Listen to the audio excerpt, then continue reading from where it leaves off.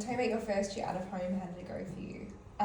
So I studied for a really long time, so I was lucky that my parents were very happy to keep me going for a while. So I didn't move out until I moved here, which was actually one of the the first 6 months were just I was like, oh my God, because I would go out a lot, but I, was one of the few people who still lived at home in my sort of mid-20s. Like all of my friends lived at home already and lived in the city, and I was still traveling a bit. So it was so fun. I would go out to dinner all the time, which was the best. And I also just could work late and wouldn't have to have the question of where have you been?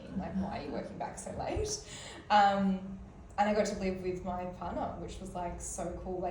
He also moved out of home for the first time, so it was both of us figuring out that together, which was really cool. So I think it would have felt a bit weirder if one of us had already done it. So that was really nice.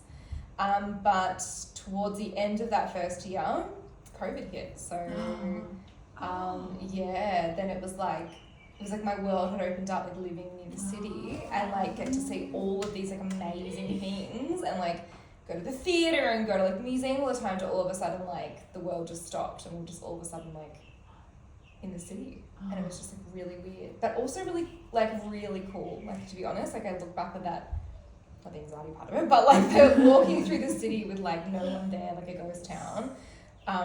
But it also meant that I think for me it was really nice to just spend so much time just with my partner and just I don't know, hang out and just be in our own space. And I think it also made me appreciate going home a lot more, because it wasn't I had to be at home. If it was I could go home and I was I'm going to spend time with you and I get to hang out with my family, and I think it was really special. It made me feel a bit more oh yeah, I really hanging out there. So I had a really nice first year out, apart from I guess the pandemic and sort of the end of it.